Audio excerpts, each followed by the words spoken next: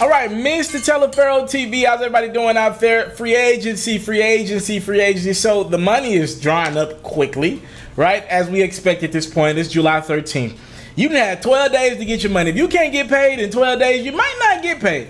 So Isaiah Thomas is one of the last big names, right? I'm not going to talk about his game right now because he's trying to make his way back and resurge his career. As he's been on what? This is the third team. Yeah, this is the fourth team. Technically, Isaiah Thomas has been on in 1 year. He's from Boston. Got traded from Boston to Cleveland. From Cleveland, got traded to L.A. L.A., he's now a Denver Nugget. So the Denver Nuggets grab Isaiah Thomas at a steal. This dude averaged 29 points a game just like 2 years ago, right? And let's not forget, he was like fourth in the MVP standings under Brad Stevens. Denver gets him for $2 million. They get him for the veterans minimum, essentially. And he knows he won't be a starter in Denver. Obviously, Denver is going with their big guard lineup. They got Jamal Murray in their lineup. They got Will Barton in their lineup. They just paid Jokic and Barton. You know, they're going with this team that they built from the ground up, essentially, and they're building it. They got Gary Harris and company. They're going with the ground up. So Isaiah's role is to be a guy that can come in, lead when he comes off that bench, be a little burst. He's 5'9", he can't defend. And, you know, I just got to take some time out to say this about Isaiah Thomas in this situation. When I'm looking at Kawhi Leonard and what he's doing, though I believe Kawhi Leonard is poor at communicating, I never blame Kawhi Leonard for what he's doing. Sitting out there one play in San Antonio. Last year he said something was wrong with his body. Now, it's not my body, it's not your body, it's Kawhi Leonard's body. It's been his body for all of his life. And if that dude who, you know, as whack as he is, I call Kawhi Leonard whack, and he just whack. I call him whack all the time. As whack as he is, his personality just seems whack. I would never want to go out and kick it with this dude at the club. Well, me and if Kawhi is one of my homeboys, I would hate to kick it with him at clubs and bars and stuff like that. He just seems whack, right? And maybe he's different around his friends.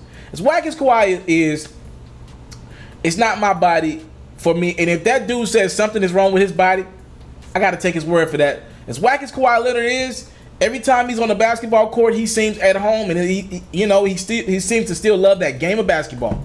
If he says something is wrong with his body, and he don't want to, he couldn't play last year, I'm gonna take his word for it. He got to the point where he could play. He played in like January. Said something still ain't right. I'm gonna just sit this season out. If that's how Kawhi feels, I ain't mad at that, because you see situations like Isaiah Thomas. What happened with Isaiah Thomas? Well, let's go backwards. Right, so February of this would be 2017. So February of 2017, Isaiah Thomas bumps hips with Karl Anthony Towns. I believe it was February. So at that point, Isaiah Thomas technically needed surgery. He plays through that injury. Opts to, if I'm gonna do surgery, I'm gonna wait till after the season. I'm gonna play through this thing. Boston was #1 in the Eastern Conference. Got a chance to beat LeBron James and the Cleveland Cavaliers. Let's go all in. He plays. We'll get to the playoffs. What was it, like 2 days before the playoffs started? His sister, God rest her dead, was it was a fatal car accident. Cost her her life. He gets everything together. I think he missed like maybe a game, if I'm not mistaken. And he was ready to roll for the next game. He plays just days after he laid his sister to rest. In the Washington series, he goes out and puts up 50. Right? You know, that type of loyalty is commendable. They get bounced in the Eastern Conference Finals. His body finally breaks it down on him. And it breaks down on him, and he can no longer play. They were going to lose that series to Cleveland anyway. LeBron was destroying them. But his body finally breaks down on him. We fast forward to last summer. Right? And Kawhi Leonard and Isaiah Thomas are both injured. And Isaiah Thomas thinking, I'm finna get paid by the Boston Celtics. He's about to break the bank. I'm about to cash in. This is my season. I think he posted a picture of a Brinks truck. Well, one of the best point guards in the game right now becomes available. Demands a trade out of Cleveland. So now Isaiah Thomas is involved in a trade by Danny Ainge, thinking he about to get paid, because Isaiah only fit that system, if you ask me. This dude wasn't a 25, 29 point per game scorer his career. Sacramento, he wasn't that. In Phoenix, he wasn't that. That system fit him in Boston under Brad Stevens, and I think they would have had much more success if you keep him around, as long as he's coached by Brad Stevens, who's putting him in positions to win. You know? But Danny Ainge and Brad Stevens and company, they turn their back on Isaiah Thomas. They go get a top point guard. If I was in that situation, I don't know what I would have did. When you got a chance to go get a top tier talent, I guess you got to make that move. It's a business. I get it. They trade a guy who was a few months earlier as loyal as he could be. Had a great season. They trade him for Kyrie. His tenure in Boston is over. He gets traded to Cleveland. He's hurt to start the season. He's out to February. February. Excuse me. So he ends up playing in January. And LeBron James and the Cleveland Cavaliers are now struggling. He enters a mess. Iman Shumpert shooting reality television shows. Tristan Thompson is out here motorboating.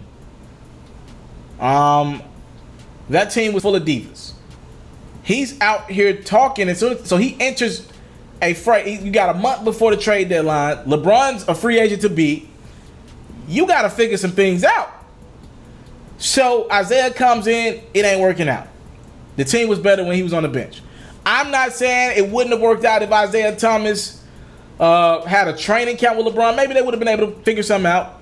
They didn't have that. They had a month before the NBA trade deadline, and that team was stuck with what they got going into the playoffs, and LeBron's a free agent to be. So Isaiah is going to the podium, going to these pressers, and he's doing interviews with reporters, and he's just being bluntly honest about the team. He's like, yo, we got to play for each other. We got to do this. We got to do that. I'm the second guy to LeBron. We're co-stars, and everybody's like, what the hell is he? What is he talking about? You ain't proving yourself. Still been to 7 straight NBA finals at that point. So I think he rubbed the team the wrong way. And I'm a person, I gauge you. When you talk to me, I gauge that's who you are. I take words for value. And if his mentality was what he was giving us in those interviews, it's a pretty arrogant guy who wouldn't listen to anyone. Just gauging you by the interviews. He was a pretty arrogant guy. To be fair to Isaiah Thomas, to be 5'9" in the NBA, you probably got to be pretty arrogant, right? You got to have you got to be at the point where anytime someone says something to you, you say, nope, I'm doing it anyway. To get to the NBA at 5'9", being fair to Isaiah. But that doesn't make for a player that needs to be the second guy to LeBron James. He gets traded from Cleveland to Los Angeles. Now he's got a test run. He goes out for 17 games. He went, I think, 6 out of those 17 games, he went over 20 points with the Lakers. Magic actually likes him. He gets injured at the end of the season. That ends his stint in LA. There was a possibility that the Lakers are going to re-sign him because they can sign him to a 1-year deal, overpay for him. Remember, they just gave Rondo, I believe, like $9 million. They could have did that same thing with Isaiah Thomas, but you go get LeBron James and all that stuff. You know LeBron don't want to play with Isaiah Thomas anymore. He doesn't fit. His tenure in Los Angeles is over. Now, Isaiah been, for the last 2 weeks, I told y'all he signed this week, by the way. He's been looking around for a deal like, yo, what's going to happen to me? Thank goodness Denver called, because I'm not sure how many other teams would have signed him. He signs on a 2-year deal with Denver, but it just shows loyalty means nothing in the league. And fans only judge player for being what they consider disloyal. But owners and GMs and presidents, they're disloyal all the time. Danny Ainge traded a man that gave everything he could to your franchise. He thought he had finally found home. I don't blame Kawhi one bit for not playing. You can end up like Isaiah Thomas. Was going to make $100 million last summer if had he signed an extension with Boston. And look, we're talking about millions, so in the grand scheme of things, it's all good money. But to go from $100 million to $2 million because you were loyal, it's a huge jump. Good luck, Isaiah. I hope you're able to turn your career around. If we're talking about from a basketball standpoint, they're